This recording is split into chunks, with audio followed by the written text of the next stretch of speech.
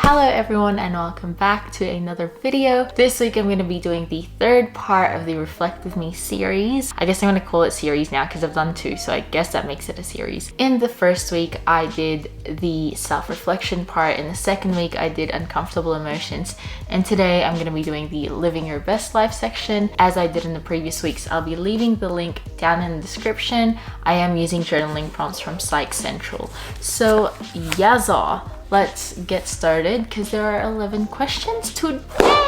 That was loud in my ear. Okay, let's get started. So the first question, describe your favorite thing to do when feeling low. I was conflicted about what I should put. I had like eating or sleeping. My favorite thing, I guess, to do when I'm feeling low in order to boost my mood would be having like a dance party. I think the last time that I did this, like I was really sad about something. The song that I put on was New Light by John Mayer. 3 minutes of me just dancing to it even though I really didn't feel like it. And by the end of it, I was feeling great. So favorite thing to do when I'm feeling low to feel much better is a dance party. Kind of like a silent disco. It doesn't have the same function as a silent disco because no one can see me, so it's not a funny thing. It's just to boost my spirits. But yeah. Number 2, what 3 ordinary things bring you the most joy? Now this is tough because I feel like so many normal things bring me joy. The first one that I guess is normal is a family dinner. Nowadays we all have a lot of different activities that we have to do at different times. On average, it's quite rare for us to have a family dinner and be able to sit down at the same time. So that thing that can be quite normal for a lot of people brings me so much joy. We just get to sit down at the dinner table and bully each other lovingly and have good food with it. So I really like that and it brings me a lot of joy. Second thing is when I'm editing these. It's not fun because I'm looking at my face. It's fun because I see funny things happening that don't even make it into the final cut, or I see people's reactions to different things that I wouldn't have noticed because like I'm not facing them. And number 3, good strange harmonies. So when you're like harmonizing with someone, it's not the obvious harmony it's not the obvious harmony that you pick up straight away. It's like a weird one. I don't know how to explain it. Not even when you're listening to a song. Like when you're singing, right, and you're trying to harmonize with someone and you end up picking up the harmony that isn't obvious and you sing it and you're like, huh, sounds good. That brings me a lot of joy. Question 3, list 3 strategies that help you stay present in your daily routines. Then list 3 strategies to help boost mindfulness in your life. So, the ones that help me to stay present in my daily routines. 1, writing random thoughts down on a notepad. And the reason that that helps me is because then I'm not like trying to keep it in my brain while I'm doing something, because when you're distracted trying to retain that thought, then you're not being present because you're thinking about how you have to remember it for afterwards. Writing it down for later frees my brain space because I'm not panicking about forgetting it, and then I can be more present in what I am doing. Number 2, scheduling and planning. It kind of works the same way as the first one.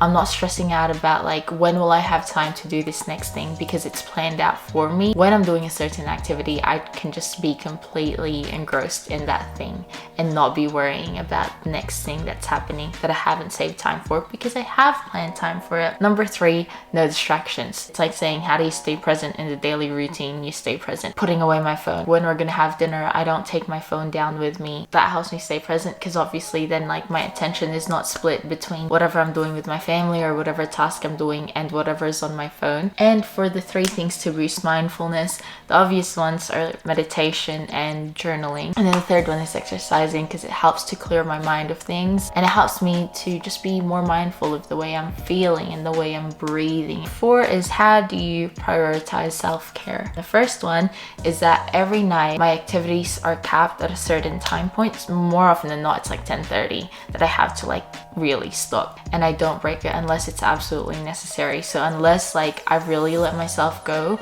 and not done something that should have been done like 2 weeks ago, then I'll break it. But I've not broken it for a very long time because I've been sticking to like planning my days out and actually getting things done on time, which yeah. And number 2, I have kept my Sundays as a day off, which I think is an achievement for me. It was such a shift because I always used to use Sundays after church like to do extra work before getting back into the normal working week, but I've not been doing that I think for over a year now. I let myself still do editing or film vlogs and things like that because I do enjoy it, and these are things I do on the side as a hobby.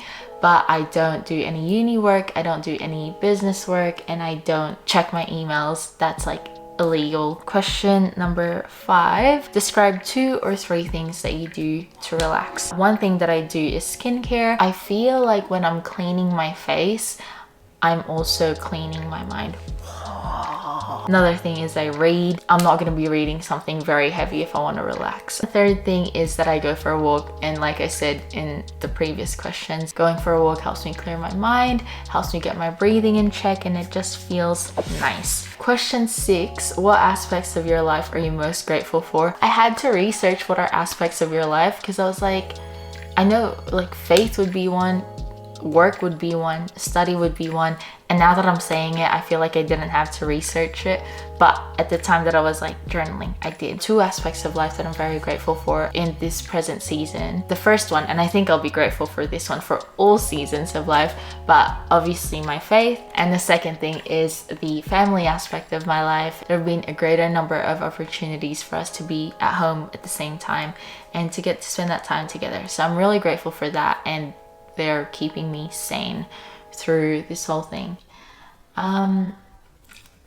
Question number 7. How do you show yourself kindness and compassion each day? I've been really focusing on how I treat myself when I feel guilty or I feel regretful about something that I've done or a choice that I've made. I don't know how to say it in a way that would help someone else to be practical about it. It's one of those things that are easier said than done. So for example, right, like sleeping in. Every night I'll plan out the following day, when I want to be awake by, when I'm gonna do devotion, when I'm gonna work out, and so on and so forth. I've got a 7 a.m. wake up time for a specific day. For some reason, I've snoozed it and not woken up till 8:30. Instead of like thinking about it, I've actively made myself let it go, and it's so much better. Your chest just feels so much lighter and your shoulders just feel less burdened, and you can walk properly and you can focus on the things that you're doing and you can be more present. Number 8 asks, write a short love letter to some object or place that makes you happy. Dear fresh bed sheets, thanks for making my heart feel like it's a new year every month or so.